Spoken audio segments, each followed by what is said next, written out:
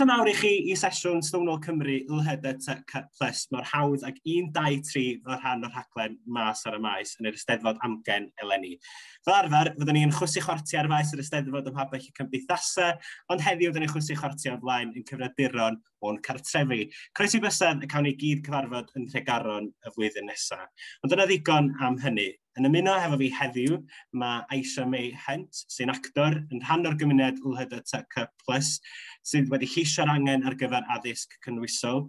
Ela a Manon o griw digon ysgol past mawr, sydd yn rhwydwaith wrth homophobia, deiphobia a thrawsphobia, ac yn gwneud gwaith gwych er lles disgyblion y gymuned yn ei hysgol. A Cerian sydd yn un o'r gyd-awduron sy'n gyfrifol am y prosiect Y5, a gyda Cerian sôn fwy am y prosiect yn y munud. A neu'r llai na'r gweinidog addysg ar iaith Gymraeg, Jeremy Maes.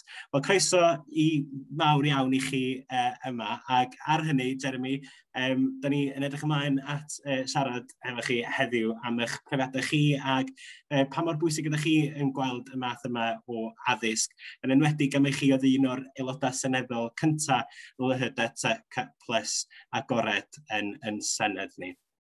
Sut mae pawb heddiw? Diolch Estyn.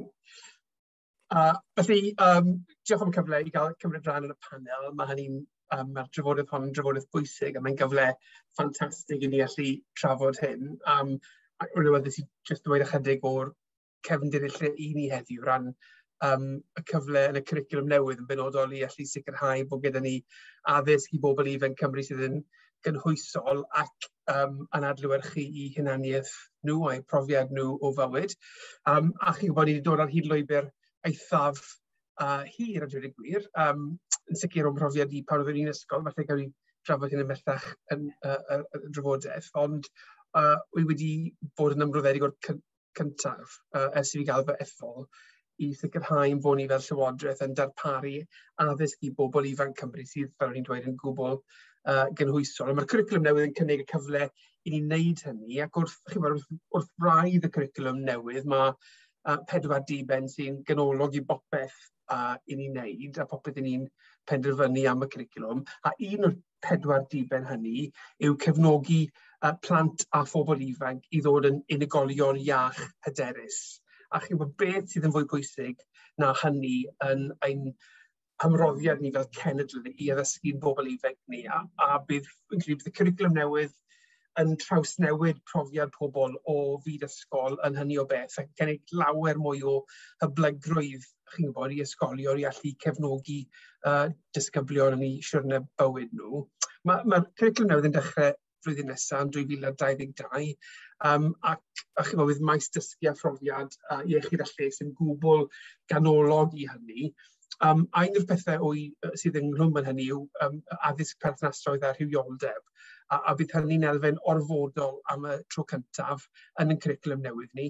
A'r rheswm mae hynny'n bwysig yw bod gyda ni oblygiad fel llywodraeth, fel cenedl, fel cymdeithas i sicrhau yn bod ni'n darparu'n pobl ifanc ar gyfer bywyd ac yn sicrhau bod ni'n rhoi'r sgiliau iddyn nhw i ddelio gyda phobl eraill, gyda berthnasau eraill, ac yn gwneud hynny mewn ffordd, fel o'n dweud, sy'n adlewyrchu i hunaniaeth nhw a'i profiad nhw. Mae elfen o hynny'n i wneud gyda diogelwch ar-lein, ond mae elfen hefyd i wneud gyda sicrhau bod pobl yn ddedwydd ac yn hapus yn ei hunain. A un o'r pethau i wastad wedi credu y mywyd yw un o'r pethau pwysig gall unrhyw un ohono ni wneud yw sicrhau bod rhywun arall yn gallu bod nhw ei hunain. Ac rwy'n credu bod elfen gryf o hynny yn y cwricwlwm newydd. Felly fel gweinidog addysg sydd fy hunan yn hoyw yn falch iawn o allu arddel a chefnogi hynny. Mae lot o bobl yn nodio a chytuno hefo chi. Eisteddfod, oedd ti yn gwenu fyna, yn enwedig pan oedd y gweinidog yn sôn am yr elfen gorfodol bod hyn yn mynd i fod ar gyfer pawb. Dwi eisiau cyfle fan i chi gyd yn cychwyn efo ti Eisteddfod, i sôn chydig bach am fel eich safbwynt chi ar hyn a pa mor bwysig ydy addysg o'r fath ar gyfer chi fel pobl ifanc sydd yn yr ysgol neu jyst newyddadol? Jyst yn clywed bod e'n mynd i fod yn orfodol. Mae hynna'n briliant, achos dwi'n meddwl dyna'r cam gyntaf i jyst i normaleiddio bob dim i wneud yr cymuned, oherwydd dwi'n gweld wel, yn tyfu fyny yn mynd trwy'r ysgol, oedd e ddim yn normal, oedd e'n rhywbeth gwahanol, o'n i wastad yn teimlo fel na. O'n i byth yn really gwybod amdano'r cymuned, o'n i di cymryd spel iawn i gwybod fi fy hun oherwydd yr lack o'r addysg yma. Felly, mae'n jyst yn neis i clywed bydd pethau fel yna, ond bys fe'n really cool i clywed fel pa fath o addysg bydd yn mynd mlaen amdano'r cymuned, ddo, yn fel penodol. Fydd profiadau lle Manon a Ela, fyddwch chi'n gallu agor i fyny fwy ar hynny o ran sydd mae wedi gweithio'n plas mawr yn barod, gan ddech chi yn un o'r ysgolion dwi'n meddwl sydd yn cychwyn ar roed y cwricwlwm ar waith yn barod.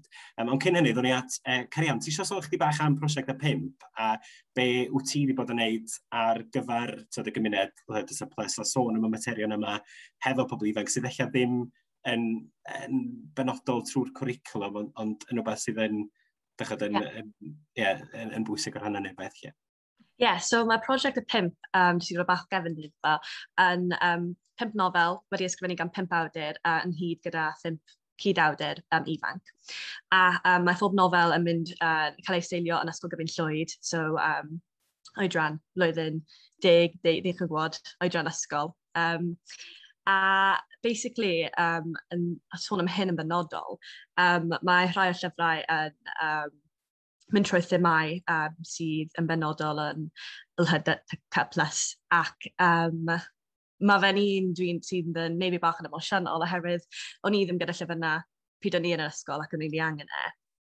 Fi'n credu beth sy'n rhywbeth dda am y nofelau, mae rhai o'n nhw yn mynd trwy straeon sydd yn benodol gyda thema ar y cymuned yma. Mewn ffordd really bwysig ac yn adnewid chi problemau mae pobl yn mynd trwyddo os maen nhw'n rhan ohono fe. Ond yn ogystal, mae hefyd jyst yn cael ei normaleiddio. So, does dim rhaid i bob stori sydd yn rhan o gymuned bod yn un drist ac yn anodd i ddarllen. Mae fe lot i gymryd ymlaen, dwi'n meddwl. So, mae nhw sawl stori. A dwi'n hefyd yn meddwl bod nhw'n really bwysig bod fi fel un ohonyn nhw, mae am bell o'r aduron yn uniaethu fel rhan o'r cymuned yma. So, mae fe'n really bwysig hefyd i roi llais go iawn a true to life o profiadau yma mae blant yn mynd trwy yn yr ysgol. Dwi'n credu mae fi'n hefyd yn gwenu ac yn falch bod yr addysg yn newid ac yn orfodol oherwydd mae fe'n angenreidiol ac dyma'r cam sydd yn bwysig i wneud popeth yn hafal rhwng pobl sydd yn eithaf fel rhan o cymuned a pobl sydd ddim. Gwych, diolch Carian. A wedyn Ela a Manon, da chi yn barod wedi gwneud gwaith gwych yn Ysgol Plas Mawr fel rhan o criw digon. A wedyn mae hynny wedi galluogi ysgolion ledled Cymru i sefydlu digon sy'n hunain yn dod ar draws Cymru ac o fewn i ysgolion nhw lle. Efo'ch hetia digon ymlaen, pa mor bwysig ydy'r newidiadau yma yn y cwricwlwm i chi? Manon, nhw'n i gychwyn efo ti. Siwr. Y peth sy'n ni'n deud yw, ni o'r grŵp digon a ni'n trio taclo bwlio o fewn ein hysgol ni ac yn y cymuned a trio addysgu hefyd. A beth sy'n neis i weld yw, dros y blynyddoedd ni wedi cynnal lot o gynadleddau a mae wedi bod yn rili drist yn y gynadleddau yna i ddarganfod beth yw'r sefyllfa fel yn ysgolion eraill ar draws Cymru oherwydd bod falle, mae yna wastad gwaith i'w wneud, ond bod sefyllfa'n well ym Mhlas Mawr yn ein hysgol ni, falle dwi ddim yn cystal yn ysgol arall, rhywle arall yng Nghymru. A falle, nawr beth sydd yn comforting mewn gwirionedd yw'r ffaith bod bach mwy o gysondeb, fi'n meddwl, ar draws yr ysgolion yng Nghymru gyda beth sydd angen cael ei ddysgu, oherwydd nawr ni'n gwybod, falle yn y cynadleddau yn bydd falle gobeithio ddim gymaint o gwyno am beth sy'n mynd ymlaen oherwydd bydd mwy o addysg. Ela, sut mae digon i ti felly wedi rhoi beth ni siarad am ar waith fel yn yr ysgol? Wel, oedd digon wedi sefydlu lot nes i dechrau ym Mhlas Mawr, a fel dwedodd Manon, fel cymharu efo ffrindiau fi'n o ysgolion arall, mae wedi rhoi lot o gysur i fi pa mor saff fi'n teimlo yn Rhas Mawr. Nes i ddod mas pan o'n i'n 11 a yn yr ysgol dwi byth wedi cael unrhyw problemau a fi'n meddwl y prif reswm yn hynna yw gwaith digon. Felly fi'n meddwl mae'n neis gyda'r cwricwlwm newydd a gwaith fel gwaith digon yn pob ysgol, bydd newid hynna gallu digwydd ym mhob ysgol yng Nghymru.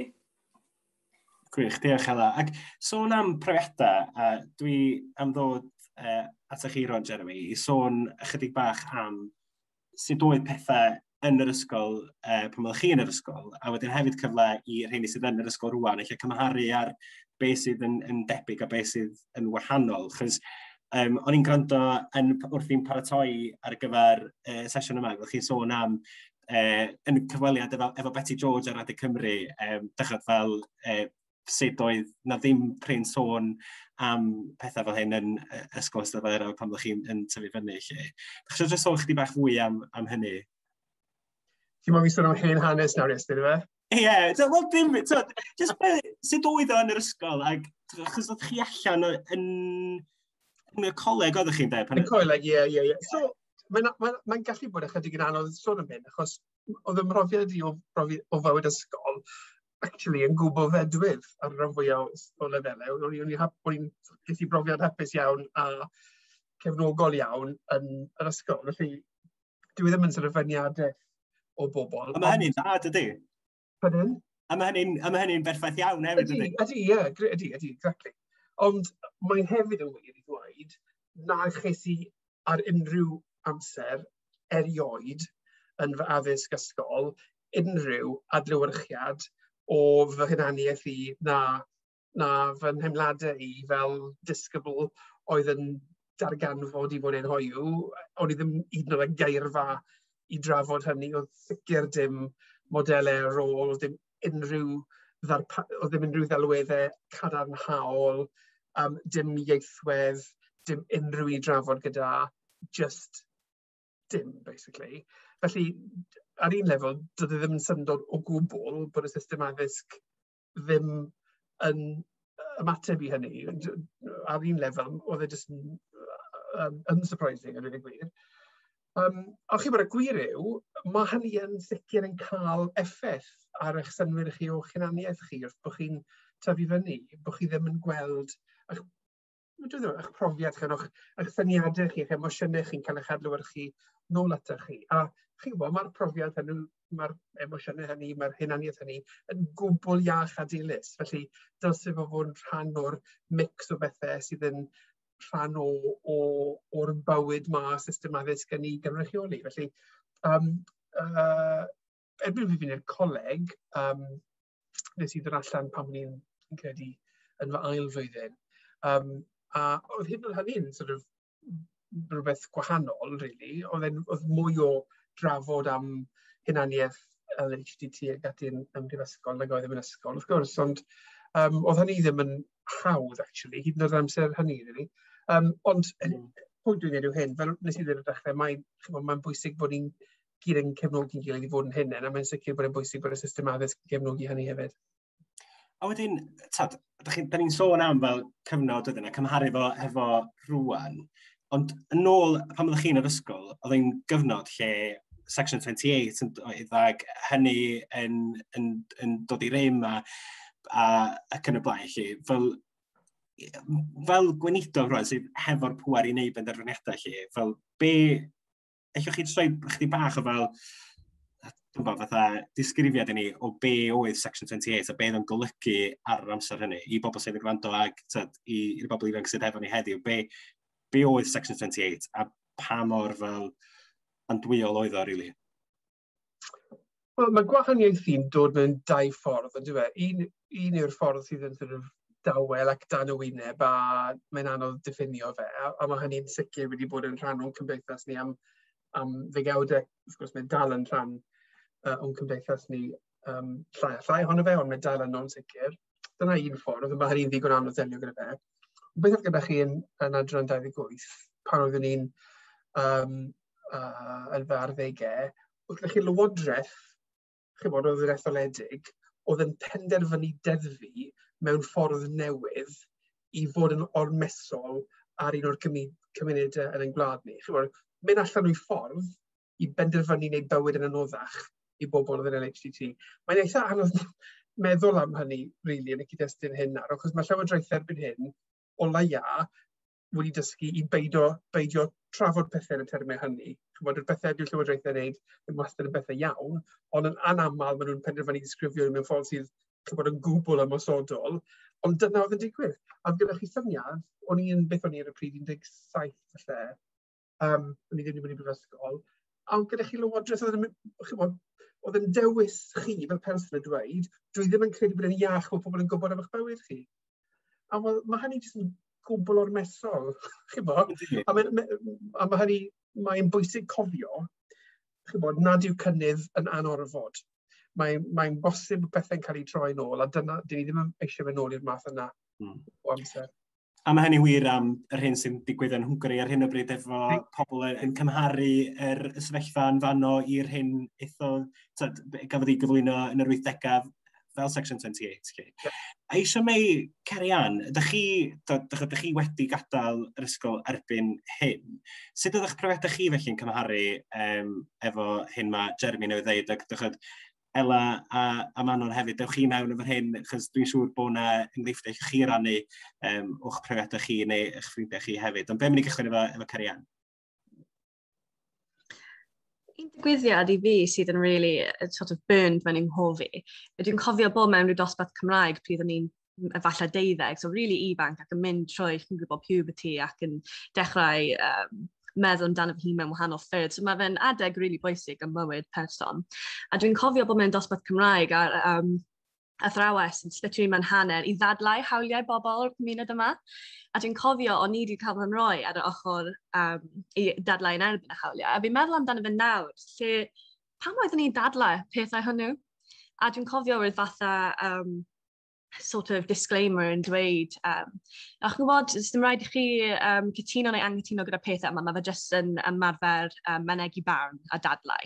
A dyna oedd y pwrpas y sesiwn yn y dosbarth. Ond mae fe'n teimlad rili anghyfforddus yn yr ysgol i fod yn rhan o gymuned sydd yn un sydd dal yn gyda'r cynrychiolaeth. Mae fe angen yn enwedig yn y cyfryngau Cymraeg. A wedyn ni angen dadlau yn erbyn dy hun ac yn erbyn dy ffrindiau a phethau fel yna am rhywbeth ych chi ddim really yn gwybod lot am oherwydd dyw'r ffynhonellau yna ddim ar gael ar gyfer chi. So mae fe jyst yn ddiddorol fi'n meddwl oherwydd dyna really oedd y profiad mwyaf gefais i o ddysgu am y gymuned a ddysgu am ond roedd wedi cael ei wneud trwy ffordd really ofnadwy. Ond Ti'n nawr mae gen i chwaer sydd yn bach, ond mae hi'n 15 a mae hi yn yr ysgol, a mae hi'n dweud wrth i nawr, wnaethon nhw dechrau mis Pride, actually dysgu am pethau, a oedd laces enfys wedi cael ei roi o gwmpas yr ysgol ag ati. So mae fe'n neis hyd yn oed, mae'n 6 mlynedd rhwng fi a'r chwaer. So mae fe'n really neis i weld shwt yn yr amser hwnnw. Mae pethau wedi newid lot, a gobeithio jyst ddim yr un fath o ymarfer mynegu barn, ond so dyna really y peth sy'n o'n i'n awyddus dweud fel profiad. Diolch am rannu Cerian. Eisiau, oedd hwnna'n rhywbeth clywed Cerian yn trafod fyna? Ond o bethau tebyg gyda brofiad di neu sydd oedd yn cymharu? Yeah, nath hwnna actually blow my mind a bit. Oh, damn, mae hwnna'n ofnadwy. I fod yn onest, o'n i genuinely ddim yn gwybod unrhyw beth amdano'r cymuned. O'n i ddim yn gwybod oedd yn bodoli o gwbl. A dwi'n meddwl oherwydd hwnna, nath hwnna just kind of delayo proses fi o gwybod fy hun. A o'n i efo un ffrind nath dod allan yn bisexual, a o'n i'n hollol iawn dy fe, o'n i'n gweld y pobl o amgylchu yn just dweud pethau horrible a pethau fel yna, o'n i ddim yn deall ham oedd hwnna'n ddrwg. A o'n i'n cofio un prosiect o dyfu, gallwch chi wneud prosiect amdano unrhyw beth yn hanes, rhywbeth fel yna. A dwi'n cofio eistedd yma, a oherwydd profiadau hi, nes i edrych lan Section 28, o'n i'n edrych lan Pride a Stonewall a pethau fel yna, nes i wneud prosiect enfawr arno fe, a dwi'n cofio mynd â fe mewn i dosbarth Cymraeg fi, a oedd pawb kind of fel, pam ti'n, like, why do you care? O'n i just yn fel, well, oedd yn really diddorol i dysgu amdano fe, edrych nôl nawr, mae'n probably oherwydd o'n i'n kind of yn gwybod o'n i'n lesbian, ond, o'n i'n really gorfod dysgu fy hun amdano fy hun, a oedd e'n mor bizar i fi. A dwi'n credu, yr unig peth dwi'n cofio gweld o gwmpas yr ysgol oedd paid y defnyddio'r that's so gay fel insult, a didn't really go down well, oedd dim byd, really.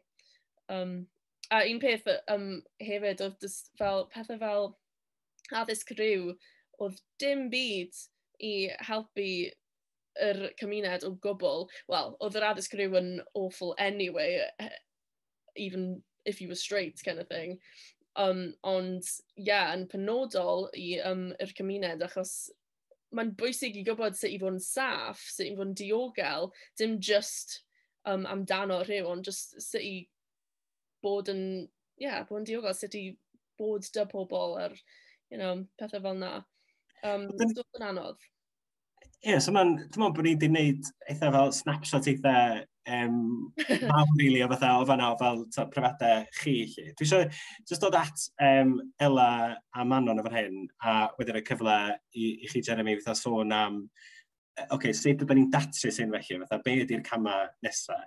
Ella Manon, dwi wedi gweld gwaith digon yn cael i'w dangos mewn cynadleddau, dwi wedi bod yn eistedd, dwi wedi gweld eich stwff chi ar Twitter ac ar y cyfryngau cymdeithasol. Be ydych chi'n meddwl sydd yn gallu creu'r gwahaniaeth yna o fewn ysgolion ac gwrth wneud rili fatha'r hyn da ni newydd glwad gen Carian, Jeremy a Eisiau May? Yn bersonol, fi wedi bod yn, mae'n ofnadwy glywed bych chi wedi bod trwy oherwydd just fel, mae'n ofnadwy. Yn bersonol, fi wedi bod yn digon ffodus i byth profi rhywbeth fel yna. Ond fi'n meddwl rhywbeth mae'n digon, mae plas mawr yn neud yn rili dda, yw sut ni'n delio gyda pryd mae stwff fel hyn yn digwydd, oherwydd bydd e'n cael wedi ddweud bod plas mawr byth yn cael unrhyw fel incidents o bwlio, homophobaidd neu rhywbeth fel yna, oherwydd fi'n meddwl mae pobl yn ei arddegau, maen nhw ddim yn gwybod beth mae'r geiriau'n meddwl, neu hyd yn oed os maen nhw yn, maen nhw wastad mynd i bod rhywun sydd am ddweud y geiriau cas yma. Ond be fi'n meddwl bod plas mawr yn neud yn rili dda, ni'n really yn fel pwysleisio'r ffaith mae zero tolerance policy. So, unwaith os mae athro'n ethros yn clywed fel y geirfa yma yn y dosbarth, be maen nhw'n neud yw, yn syth bin, maen nhw'n fel reporto fe, ond yn hytrach na cael athro i ddelio gyda'r sefyllfa a kind of wedyn just dismisso fe fel bod dim ffordd o actually addysgu'r disgybl. Be sy'n actually digwydd yw mae aelod o'r grŵp yn actually dod gyda'r athro, a wedyn mae'r aelod o'r grŵp yn siarad i'r disgybl, a maen nhw falle yn esbonio falle'r hanes tu ôl i'r gair maen nhw wedi defnyddio neu rhywbeth fel na. A wedyn, mae'r athro yn y stafell, mae'n aelod o staff i sicrhau bod y sgwrs yn mynd yn iawn, ond maen nhw ddim really yn cymryd rhan yn rhywbeth. A yn o gorffennol, fi a Ella, mae'r ddwy ohonyn ni wedi, nifer o weithiau, wedi siarad gyda'r ysgogion. A be ni wedi gweld yw, fel, mae'r effeithiau ohono a mae'r canlyniadau, maen nhw wastad yn well, oherwydd mae wedi dod o'n ni, oherwydd mae'r disgybl gallu uniaethu gyda ni ddwy, oherwydd ni'n agosach mewn oedran, ond hefyd oherwydd mae'n mwy fel approach o kind of addysgu yn hytrach na ni'n gartref sydd yn yr ffôn. Ni byth wedi cael person ni angen siarad i ddwywaith, a fi'n meddwl harwydd ni wedi addysgu nhw am y ieithwedd yna, maen nhw'n deall yn syth ar ôl ni. Felly, efo'r cwricwlwm newydd, falle bydd gyda'r addysg trwy gydol bywydau ysgol plant, bydde gallu stopio gyfan gwbl oherwydd maen nhw wedi cael addysg na cyn maen nhw hyd yn oed deud y geiriau. Dwi'n meddwl, mae hwn yn bwydo mewn rhywbeth i, oeddech chi'n dweud ar y cychwyn, Jeremy, o'r rhan fatha'r neu siŵr bod o'n amlwg y cwricwlwm, ond bod o'n ar draws y cwricwlwm, ond wedyn hefyd, beth dwi wedi gweld gen y llywodraeth o blaen, ydy bod o ddim just yn disgyn ar lyfrau ac yn y cwricwlwm, mae'n bwysig bod y coridora'n lle saff, bod yr dderbynfa'n lle saff, ac dwi'n meddwl bod hynny'n yn be ddech chi'n dweud Ela am Anon wan, yn rhan arall sydd yn mynd tu hwnt i'r cwricwlwm, dydy. So, rhoi cyfle i chi eich gwneud i ymateb eich yn fanna, Jeremy, be ddech chi'n glwad o'r rhan rhai o'r profiadau sydd mae rhai wedi profi rwan, y profiadau positif a'r profiadau negyddol.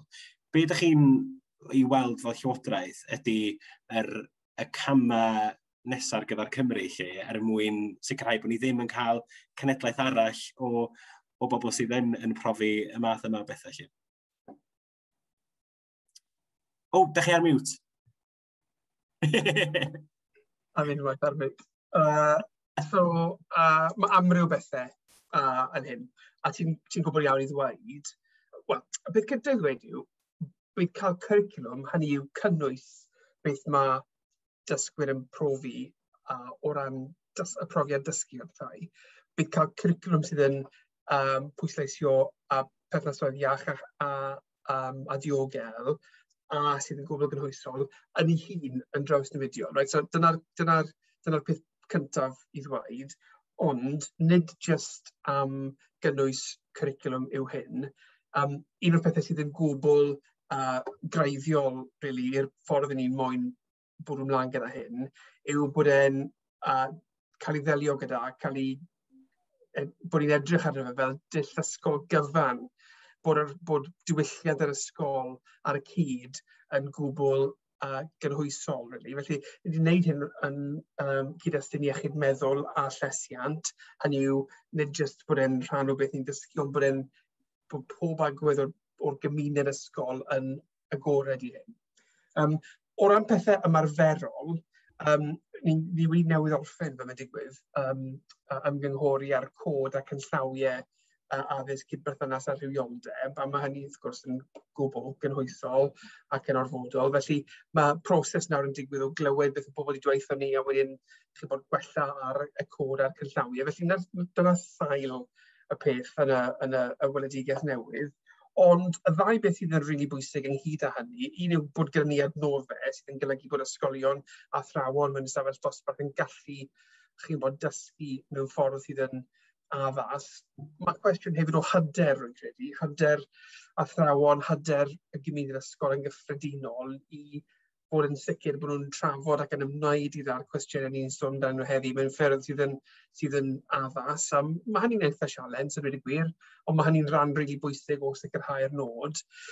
Ond rwy'n credu un dimensiwn sydd yn rili bwysig o eisiau sôn yn fras amdano gwbl-oliadau. Yr hyn i wedi gweld chi bod yn y cyfnod diwetha gyda delweddau ar-lein a ymyrraeth rhywiol yng nghyd-destun ysgolion yn Lloegr hefyd yn digwydd yng Nghymru. A beth mae hynny yn dangos i fi yn glir yw, mae dim ond rhan o'r darlun yw beth ni'n gallu gwneud yn yr ysgolion. Hynny yw, ni'n gallu cael cwricwlwm gwych a bydd gyda ni hynny, ni'n gallu cael diwylliant gwych a bydd gyda ni hynny, ond mae'n rhaid gweld y cyd-destun ehangach cymdeithasol yn hyn o beth hefyd, oherwydd dyna le mae lot o bobl yn cael eu dylanwadau. Felly mae'n rili bwysig bod yr ysgol yn chwarae rhan gymunedol yn edrych ar y sialensau yma hefyd. Ac ar hynny, sôn am y cymdeithasol, dwi'n siarad just troi at pawb arall ar y panel. Mae yna bobl sy'n deud bod yma angen i hyn ddigwydd, bod yma angen i addysg fod yn gynhwysol ar gyfer y pobl LHDTC+. Be fysa'ch ymateb chi i hynny lle? Pwy sy'n mynd gyntaf? Da ni eisiau mi? Sorry, beth oedd y cwestiwn eto? Mae yna rhai bobl sy'n deud bod yma angen yr hyn da ni'n siarad am heddiw, sef addysg cynhwysol ar gyfer pobl LGBT, na chwaith bod angen addysg cydberthynas a rhywioldeb yn fwy cyffredinol lle. Ie. Dwi'n mae'n eitha ffynnu bod pobl yn meddwl sy'n actually angen oherwydd, wel, tam bod pobl ddim yn cael ei, tam bod equality yn peth normal, a tam bod homophobia yn diffyg, mae angen yr addysg yma. Mae yn bendant wrth tyfu fyny oherwydd dyn ni'n dysgu o rhieni, dyn ni'n dysgu o'r pobl hena o ni. Felly, wrth cael pethau fel hyn yn ysgol, gallwn ni just kind of ail-ddysgu ffordd arall o meddwl, oherwydd fel mae'r merched di dweud amdano'r grŵp digon, maen nhw wedi clywed yr pethau yma o rhywle, a wrth ail-ddysgu nhw i meddwl mewn ffordd gwahanol, wel, mae'n gwneud effaith mawr gret ar pobl yn y cymuned, oherwydd, wel, dyn ni'n rhywun newydd ar ochr ni, kind of thing. Yeah. Carian, dwi'n dod at y ti, a wedyn, da ni yn dod at diwedd y sgwrs, a dwi eisiau rhoi cwestiwn arall i Ella a Manon. Ond cyn hynny, beth sydd ymateb di i rheini sydd allan deud bod yma angen i ysgolion ddysgu math o bethau da ni wedi bod yn trafod heddiw? Wel, mae fe'n barn really privileged i gael o'r feddwl does dim angen unrhyw beth. Hyd yn oed y pobl sydd yn rhan o'r cymuned sydd wedi cael profiad really dda yn yr ysgol. Dyw'r profiad hynny ddim o gwbl yr un peth a profiad gyda rhywun tu fas o'r gymuned. Mae nhw wedi gweld eu hun trwy llyfrau, trwy ffilm sy'n cael ei rymlaen pryd mae'n y gwers rydd, trwy posteri, trwy addysg, trwy gydol bopeth, mae pobl sydd ddim yn rhan o'r cymuned yn gweld ei hun. Fel rhan o'r cymuned, dych chi ddim gyda'r un fraint. So mae fe'n angenrheidiol o lefel isa, lan at y lefel mwyaf, lle mae rhaid trafod problemau, nid jyst yng Nghymru, ond worldwide, lle dyw bod yn hoyw ddim, mae fe'n anghyrfeithlon yn dal mewn llefydd. So mae fe'n really bwysig, yn eto sort of i reiterate y byd dydodd eisiau mei, bod nes bod pawb yn hafal, mae fe'n angenrheidiol bod y pobl sydd gyda'r fraint o ddim meddwl yn galed am y pethau yma a ddim profi y pethau negyddol sydd yn dod gyda'r rhan o fod yn cymuned, fod yn rhan o'r cymuned. Mae rhaid iddyn nhw cael ei orfodi mewn ffordd trwy addysg, trwy ffrindiau, trwy digon fel esiampl i ddysgu mwy am y pobl sydd yn a pa effaith mae hwnna'n gallu cael am nhw. Diolch yn fawr iawn i ti. Ella a Manon, ydych chi wedi bod wneud y gwaith yma, wel, math yma o waith o'r rhan sicrhau bod gofodau fewn ysgolion ac ysgol chi yn benodol yn gallu bod yn le saff ar gyfer disgyblion LHDTC+. Be fysa'ch neges chi ar gyfer Jeremy yn ei het gwenidog o lle ar gyfer symud hyn ymlaen ar gyfer cenedlaethau a phobl ifanc y dyfodol lle? Okay. Felly, be fyswn ni'n dweud yw, so yn digon, un o'r pethau ni wedi bod yn trafod yw'r fel yr actual RSC dogfen, y guidance dogfen. A ni'n hoffi'r ffaith bod yn y dogfen mae'n trafod bod angen fel whole school approach, fel bod angen rhyw fath o ffordd o kind of, o gael a kind of an integrated trwy gydol o cwricwlwm, so hyd yn oed os fydd fe, enghraifft mewn gwers hanes, os fydd chi angen cael fel gwaith cartref i ymchwilio eicon LHDT fel o hanes Cymru, fi'n meddwl bys hwnna'n wych. Bys ni hefyd yn edrych am fel... Sorry, fi wedi gwneud nodiadau. Amdani. Hefyd yn edrych am fel... Bys ni hefyd yn edrych am fel sut dysgu am fel hanes Stonewall ar fel Stonewall Uprising. Fi'n meddwl bys hwnna'n wych oherwydd fi'n meddwl mae'n really bwysig i... mae eisiau wedi bod yn trafod sut oedden nhw ddim yn gwybod fel hyd yn oed pethau am y cymuned LHDT, a fi'n meddwl bys fe'n wych i actually gwybod, i allu aniaethu gyda rhywbeth yn y gwersi. A wedyn, ar ben fel y pethau just kind of arferol o sut mae perthnasoedd cwir yn gweithio, fi'n meddwl bod angen gwybod sut hefyd i fod yn ally dda, so ar gyfer pobl sydd yn syth fel fi'n meddwl bod yn bydd yn dda i nhw kind of sut i allu weithredu neu bod mewn sefyllfaoedd os fydden nhw'n gweld I don't know, ieithoedd anaddas. So, a wedyn, obviously, peth olaf nawr, fi'n cytuno gyda chi hefyd, gweinidog, pryd ydych chi'n deud fel y sialens go iawn yw'r sicrhau cysondeb yna trwy gydol ysgolion. Fi'n meddwl dyna yw'r peth mwyaf pwysig yw o ymlaen o gan fel athrawon yr hyder yna i allu delio gyda sefyllfaoedd sydd wir gallu cael fel effaith really mawr ar bywyd rhywun os nad nhw'n cael ei ddelio gyda yn gywir. Felly, cysondeb yw'r peth really pwysig yn fy marn i. Diolch. A Ela, a wedyn o'n i atoch chi dyna fi. Fi'n meddwl jyst efo hyfforddi athrawon neu hyd yn oed cael gwestai o tu fas yr ysgol i dysgu y gwersi yma. A fi'n meddwl, os bydd fi gallu craffu y dogfen yn un ffordd yw, mae ddim yn y deud LHDTC plus dwywaith yn yr holl dogfen, a fi'n meddwl dyle fe bod yn fwy glir trwy fas yr holl dogfen, oherwydd fi'n meddwl jyst hynna yw'r prif neges yw mae ddim yn cael ei colli yn rhyw ffordd, oherwydd fi ddim eisiau unrhyw plant yng Nghymru a meddwl, wel, fi ddim yn cael ei ddysgu, mae rhaid i fi wneud ymchwil fy hun ar-lein a wedyn ffindio gwybodaeth anghywir, essentially, A o'n i'n gweld chi'n un o diadau yn fanna, Jeremy, o'r rhan, dychod, bod y pobl ifanc yma heddiw wedi rhannu mor gret o fath o safbwyntiau nhw a safbwyntiau personol.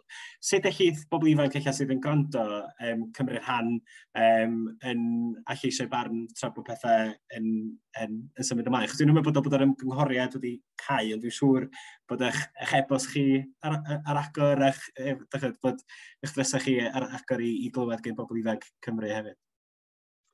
Yn sicr, a mae'r drafodaeth yma wedi bod yn rili dadlennol ac yn help yn y broses honno. Felly, fel chi'n dweud, mae'r, jyst i'r pwyd o ddel yn dweud fyna, wy'n cytuno bod angen. Ond safbwynt ni, wy ddim yn gweud bod angen i bobl ifanc Cymru ddysgu fy ngweledigaeth personol i o fywyd. Wy moyn i bobl ifanc Cymru gael profiad o ysgol sydd yn adlewyrchu cymhlethdod ac amrywiaeth cymdeithas yn ei amryw ffyrdd. A mae LHDTC yn rhan o hynny, mae'n rhan bwysig i fi bersonol, ond mae cymdeithas yn gymleth yn dweud. A yn y gwir, hynny beth o'n gofyn yw bod pawb yn cymryd yr un safbwynt. Dwi ddim yn moyn i bawb gael cyfle i ddysgu am amrywiaeth o bethau yn cymdeithas ac yn cymuned ni. Ond o ran cyfraniad bobl ifanc i'r broses o siapio hynny, mae'r ymgynghoriad wedi dod i ben nawr, ond nawr mae'r gwaith yn dechrau o greu adnoddau a creu y broses o hyfforddi athrawon i allu ddarparu hyn. Felly bydd proses yn digwydd o weithio gyda'n gilydd i greu'r adnoddau hynny, a mae'n sicr rôl i bobl ifanc i gyfrannu hynny, a iesu byddwn ni'n hapus iawn i siarad gyda chi ynglyn â sut allan ni gefnogi pobl i gyfrannu'r broses honno. Gwych, ac ar y nodyn yna felly, dwi'n ddod ar sgwrs i ben. Dwi wir wedi barhau siarad efo chi gyd heddiw. Dwi'n gallu siarad am ryw hanner awr arall hefyd, ond dwi'n siŵr efo pobl sy'n gwylio adre, efo lot o sesiynau arall i fynd i, bod hynny yn sesiynau mas ar y maes neu yn sesiynau AmGen Eisteddfod Genedlaethol y flwyddyn yma. Ond ar y nodyn yna, dwi'n siŵr diolch yn fawr iawn i Cerian, i Ela, i Eisteddfod, i Jeremy ac i Manon sydd wedi bod mor parod i siarad a rhannu efo ni heddiw. Ond tan hynny, diolch rhaid i chi.